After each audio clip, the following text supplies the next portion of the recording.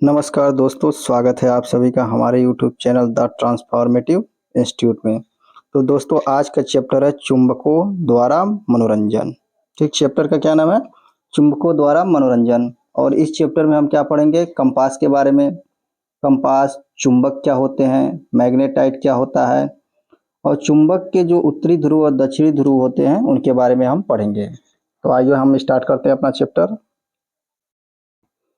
पहेली तथा बूझो ऐसे स्थान पर गए जहां अपशिष्ट अर्थात कूड़ा कबाड़ पदार्थ के बड़े बड़े ढेर थे। कुछ प्रोत्साहक घटना घट रही थी। कूड़े के कूड़े के ढेर की ओर एक क्रेन जा रही थी। क्रेन ने इस ढेर की ओर एक गुटके को नीचे किया, फिर गुटका ऊपर उठने लगा।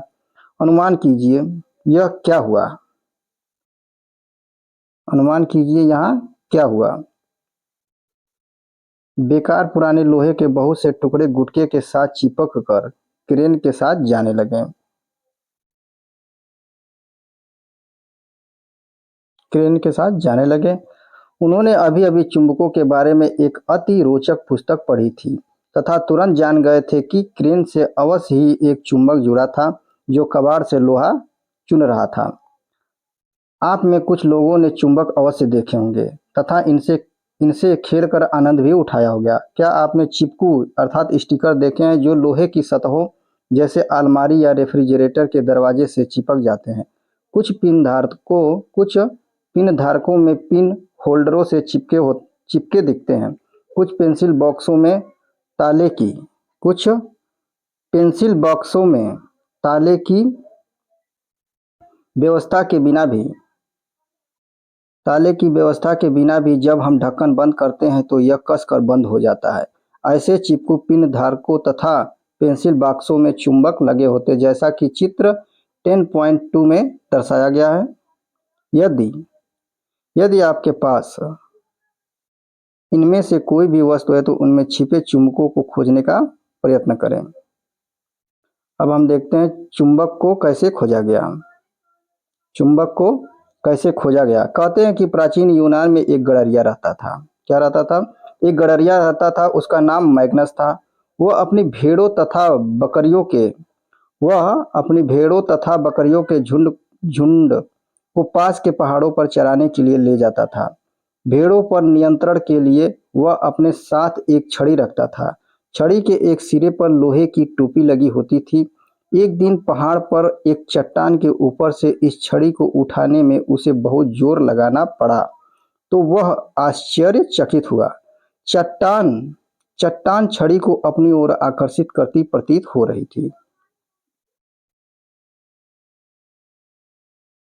यह चट्टान एक प्राकृतिक चुंबक थी और इसने गड़रिये की छड़ी की लोहे की टोपी को अपनी ओर आकर्षित कर लिया था।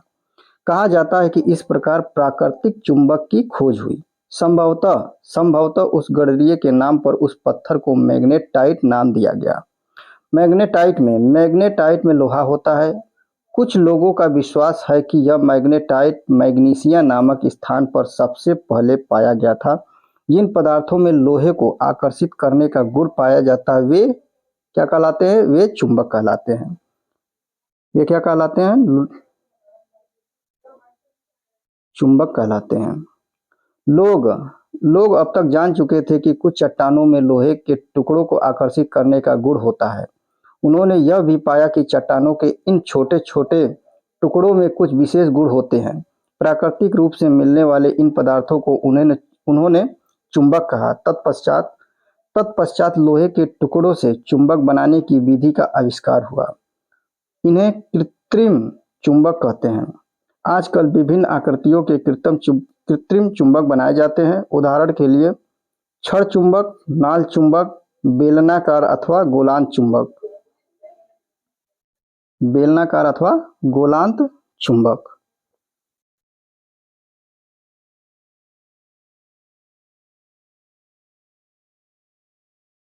ये देखिए चित्र 10.4 में विभिन्न प्रकार के चुंबक के आकार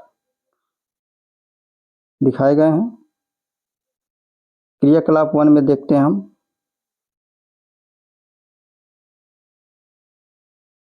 प्लास्टिक अथवा कागज का एक प्याला लीजिए, इसे एक स्टैंड पर शिकंजे अथवा क्लैंप की सहायता से कस दीजिए, जैसा कि चित्र 10.5 में दर्शाया गया है।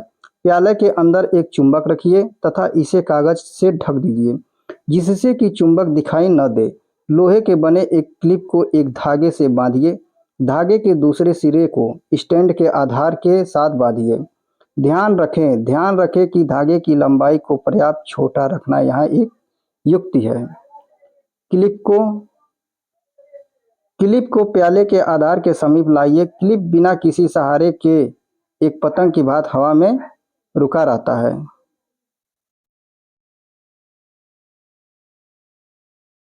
अब देखते हैं चुंबकीय तथा अचुंबकीय पदार्थ। मैग्नेस की भांति भ्रमण करें। इस बार आइए मैग्नेस की भांति भ्रमण करें। इस बार हम केवल चुंबक तथा लोहे की स्थितियों को बदल देंगे। आइए अब क्या करते हैं, गड़रिये की छड़ी के सिरे पर एक चुंबक होगा। हम किसी हॉकी स्टिक, भ्रमण छड़ी या क्रिकेट के विकेट के साथ एक छोटे से चुंबक को टेप या गोंद की सहायता से क्या करते हैं, चिपका सकते हैं। आइए अब हम विद्यालय के खेल के मैदान में मैग्नेस भ्रमण पर चले। हमारी मैग्नेस छड़ी विद्यालय के मैदान से क्या क्या वस्तुएं उठाती हैं, कक्षा के कमरे से यह किन वस्तुओं को उठाती हैं, आइए देखते हैं। अपने पास पड़ोस से दैनिक जीवन में काम आने वाली विभिन्न वस्तुओं को एकत्रित कीजिए। मैग्नेस की छड़ी से इनकी जांच कीजिए। आप एक चुंबक भी ले सकते हैं। इन वस्तुओं को चुंबक से छुएं और देखें कि कौन कौन सी वस्तुएं इससे चिपकती हैं। कौन कौन सी वस्तुएं इससे चिपकती हैं, ये पॉइंट छोड़ देते हैं।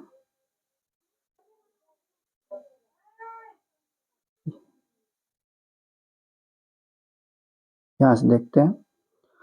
हम यह समझते हैं कि चुंबक कुछ पदार्थों को आकर्षित करता है, जबकि कुछ पदार्थ चुंबक की ओर आकर्षित नहीं होते हैं। जो पदार्थ चुंबक की ओर आकर्षित होते हैं उन्हें क्या कहते हैं, चुंबकीय पदार्थ कहते हैं। जो पदार्थ चुंबक की ओर आकर्षित होते हैं वे चुंबकीय पदार्थ कहलाते हैं, जैसे लोहा, निकिल एवं कोबाल्ट।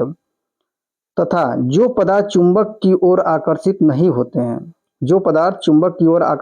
होते हैं, वे अचुंबकीय पदार्थ कहलाते हैं।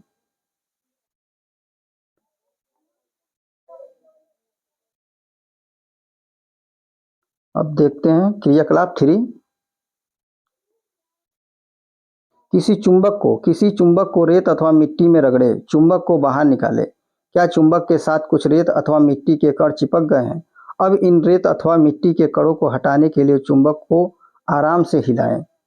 क्या कुछ कण अब भी चिपके हुए हैं? ये मिट्टी से उठाए गए लोहे के छोटे टुकड़े अर्थात लोहे का बुरादा हो सकता है।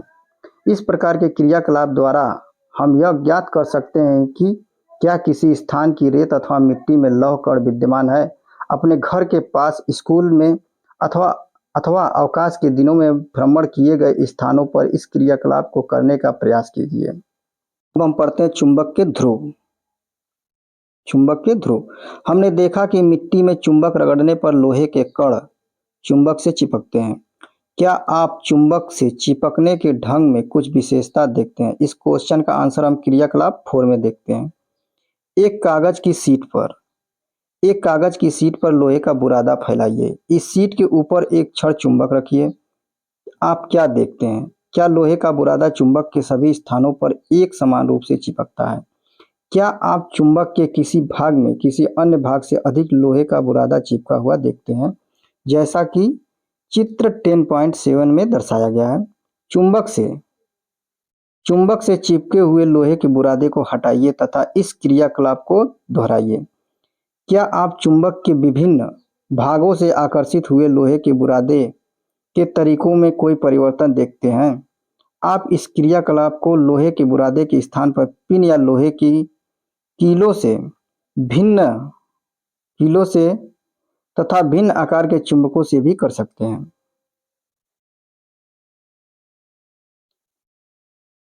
यहाँ देखते हैं। हमने ज्ञात किया कि अधिकतर लोहे का बुरादा छड़ चुंबक के दोनों सिरों के पास चिपकता है। चुंबक के ध्रुव इन सिरों के नजदीक होते हैं। कक्षा में विभिन्न आकृति के चुंबकों को लाने का प्रयास कीजिए। लोहे के बुरादे का उपयोग करके इन चुंबकों के ध्रुवों की स्थिति जांच कीजिए। अब हम देखते हैं दिशाएं ज्ञात करना। प्राचीन समय से प्राचीन समय से ही लोग प्राचीन समय से ही लोग चुंबकों के बारे में जानते थे। चुंबक के बहुत से गुण भी उन्हें ज्ञात थे। आपने चुंबकों के उपयोग के बारे में अनेक रोचक कहानियां अवश्य सुनी होंगी। ऐसी ही एक कहानी चीन के एक सम्राट के बारे में है जिसका नाम हुआंग टी था। कहा जाता है कि उसके पास एक ऐसा रथ था जिसमें एक महिला की मूर्ति थी। मूर्ति किसी भी दिशा में घूम सकती थी। इसकी एक फैली हुई भुजा थी, जैसे कि यह रास्ता दिखला रही हो, जैसा कि चित्र 10.8 में दिखाया गया। मूर्ति में एक अनोखा गुण था। मूर्ति ऐसी स्थिति में आकर रुकती थी कि इसकी फैली हुई भुजा सदैव दक्षिण की ओर संकेत करती थी। सम्राट जब भी इस रथ से किसी नए स्थान पर जाता, मूर्ति की फैली हुई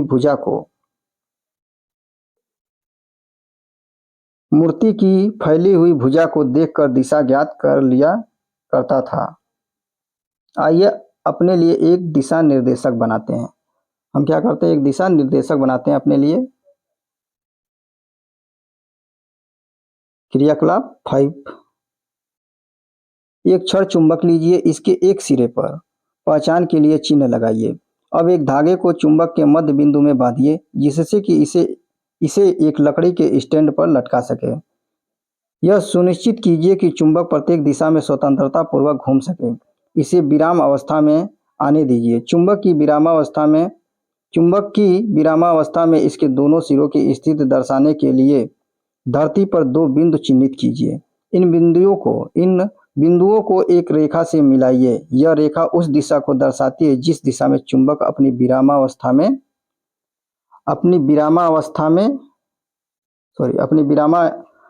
की स्थिति में आकर रुकता है। अब चुंबक के एक सिरे को आराम से धक्का देकर घुमाइए तथा इसे विरामावस्था में आने दीजिए। विरामावस्था में इसके सिरों की स्थिति को दोबारा चिन्हित कीजिए। क्या अब चुंबक एक भिन्न दिशा दर्शाता है? चुंबक को एक दूसरी दिशा में घुमाइए तथा इसके विराम में आने की अंतिम दिशा को नोट कीजिए।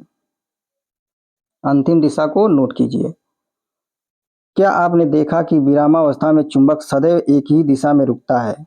क्या अब आप सम्राट के रथ की मूर्ति के रहस्य का अनुमान लगा सकते हैं? इस क्रियाकलाप को चुंबक के स्थान पर लोहे की छड़ और प्लास्टिक अथवा लकड़ी के स्केल से दोहराइए। इस क्रियाकलाप के लिए हल्की वस्तुओं का उपयोग मत कीजिए तथा जहां तीव्र वायु चल रही हो वहां से भी बचिए। हमने देखा कि स्वतंत्र लटका हुआ चुंबक सदैव एक निश्चित दिशा में विराम में आता है, जो उत्तर दक्षिण होती है। जहां आप यह प्रयोग कर रहे हो वहां प्रातः उगते हुए सूर्य की दिशा का उपयोग कर पूर्व दिशा का अनुमान कीजिए। यदि आपका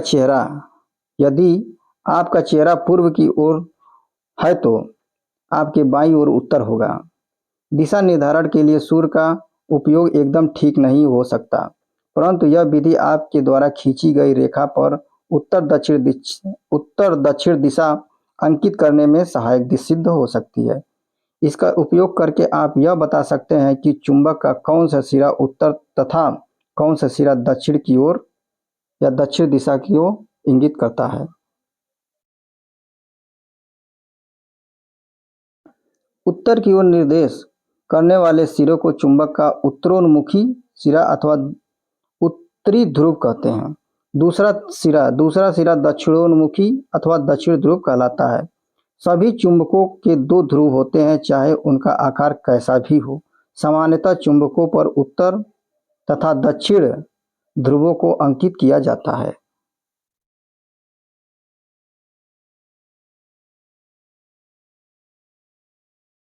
चुंबक का यह गुण हमारे लिए अत्यंत उपयोगी है। शताब्दियों तक यात्री चुंबक के इस गुण का उपयोग दिशा निर्धारण के लिए करते रहे हैं। यह कहा जा सकता है कि प्राचीन काल में यात्री एक प्राकृतिक चुंबक अपने साथ ले जाते थे, जिसे धागे से लटका कर दिशा निर्धारण करते थे।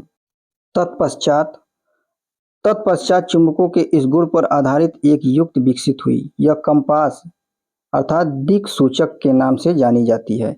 कंपास सामान्यतः कांच के ढक्कन वाली एक छोटी डिब्बी होती है। एक चुंबकित सुई डिब्बी के अंदर एक धुरी पर लगी होती है जो स्वतंत्रता पूर्वक घूमती है। कंपास में कंपास में एक डायल भी होता है जिस पर दिशाएं अंकित होती हैं। कंपास को उस स्थान पर रखते हैं जहां हमें दिशा निर्धारण करना होता है। इसकी सुई विरामावस्था में उत्तर दक्षिण दिशा को निर्देशित करती है। कंपास को कंपास को तब तक घुमाते हैं जब तक कि डायल पर अंकित उत्तर दक्षिण के चिन्ह सुई के दोनों सिरों पर न आ जाए। चुंबकीय सुई के उत्तरी ध्रुव की पहचान के लिए सामान्यतः इसे भिन्न रंगों से पेंट किया जाता है। ये देखिए कंपास या दिक्सूचक का चित्र है। अब देखते हैं अपना चुंबक स्वयं बनाएं। मतलब हम चुंबक कैसे बना सकते हैं। चुंबक बनाने की अनेक विधियां हैं। आइए हम सरलतम विधि सीखें। लोहे का एक आयताकार टुकड़ा लीजिए, इसे मेज पर रखिए। अब एक छड़ चुंबक लीजिए तथा इसका कोई एक ध्रुव लोहे की छड़ के एक सिरे पर रखिए। चुंबक को चुंबक को बिना हटाए इसे लोहे की छड़ के दूसरे सिरे तक ले जाइए। चुंबक को उठाइए तथा उसी ध्रुव को लोहे के टुकड़े के प्रारंभिक सिरे पर वापस ले आइए, जैसा कि चित्र 10.11 में दर्शाया गया है। इसी प्रकार चुंबक को लोहे की छड़ के अनुदिश बार बार ले जाइए। इस प्रक्रिया को लगभग 30 या 40 बार दोहराइए। जांच कीजिए कि क्या लोहे की छड़ चुंबक बन गई है। जांच कीजिए कि क्या लोहे की छड़ चुंबक बन गई है। इसके लिए कोई पिन अथवा लोहे का बुरादा इसके समीप लाइए। यदि यह चुंबक नहीं बना है तो इस प्रक्रिया को कुछ देर तक और जारी रखिए। ध्यान रखिए कि चुंबक का ध्रुव तथा इसे लोहे की छड़ पर रगड़ने की दिशा बदलनी नहीं चाहिए। आप लोहे की कील, सुई अथवा ब्लेड आदि को भी इसी प्रकार चुंबक बना सकते हैं। क्रियाकलाप 6 में हम यह जानेंगे कि कंपास कैसे हम बना सकते हैं। आइए देखते हैं। छड़ चुंबक के उपयोग से लोहे की सुई को चुंबकित कीजिए। अब इसे किसी छोटी कार्क अथवा फोम के टुकड़े में निविष्ट कीजिए। इसे पानी से भरे प्याले अथवा टब में तैराइए। यह सुनिश्चित कीजिए कि सुई पानी को न छुए। अब आपकी कंपास कार्य करने के लिए तैयार है। तैरती कार्क पर लगी सुई की दिशा नोट कीजिए।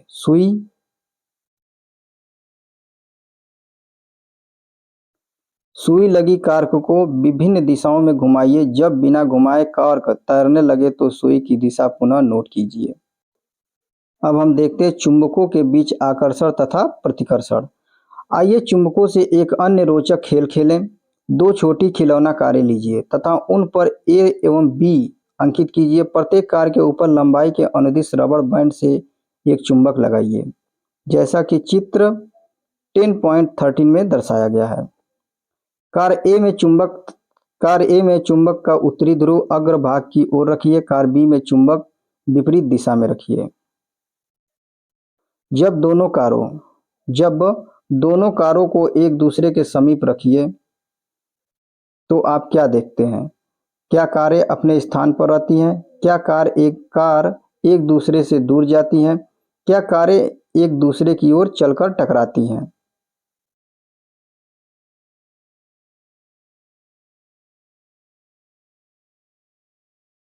अब खिलौना कारों को एक दूसरे के समीप इस प्रकार रखिए कि कार ए का पश्च भाग कार बी के अग्रभाग के सम्मुख रहे। क्या ये पहले की तरह चलती है? जिस दिशा में अब कारें चलती हैं उसे नोट कीजिए। अब कार ए को कार बी के पीछे रखिए तथा प्रत्येक स्थिति में उनके चलने की दिशा नोट कीजिए। अब कार बी का पश्च भाग कार ए के पश्च भाग की ओर रखकर इस क्रियाकलाप को दोहराइए। प्रत्येक स्थिति में अपने प्रेक्षण लिखिए। इस क्रियाकलाप में हम क्या देखते हैं? क्या दो समान ध्रुव परस्पर आकर्षित या प्रतिकर्षित होते हैं? असमान ध्रुव क्या करते हैं? परस्पर आकर्षण या प्रतिकर्षण।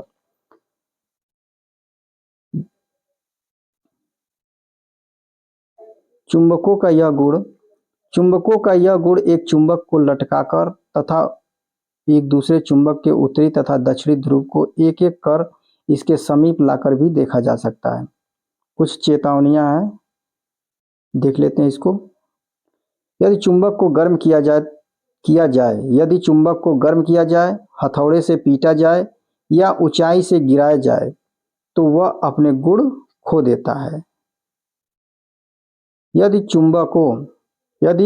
चुंबकों का उचित रखरखाव न हो तब भी ये समय के साथ क्षीण हो जाते हैं। छड़ चुंबकों को सुरक्षित रखने के लिए उनके जोड़ों के असमान ध्रुवों के पास रखा जाना चाहिए। इन चुंबकों को लकड़ी के टुकड़े से पृथक करके इनके सिरों पर नरम लोहे के टुकड़े लगाने चाहिए।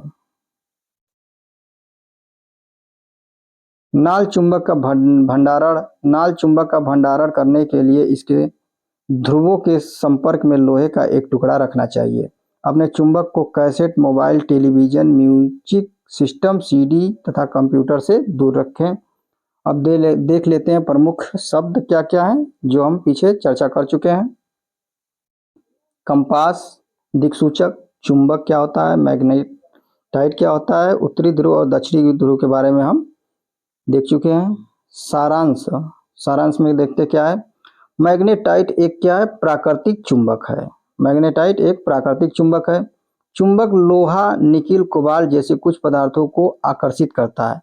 ऐसे पदार्थ को चुंबकीय पदार्थ कहते हैं। जो पदार्थ चुंबक से आकर्षित नहीं होते हैं वे अचुंबकीय कहलाते हैं। प्रत्येक चुंबक के दो ध्रुव होते हैं, उत्तरी ध्रुव तथा दक्षिणी ध्रुव। स्वतंत्रता पूर्वक लटकाने पर चुंबक सदैव उत्तर दक्षिण दिशा में आकर रुकता है। दो चुंबकों के असमान ध्रुव एक दूसरे को आकर्षित करते हैं, जबकि समान ध्रुवों में परस्पर क्या होता है, प्रतिकर्षण होता है। फ्रेंड्स, आज यहीं तक। धन्यवाद।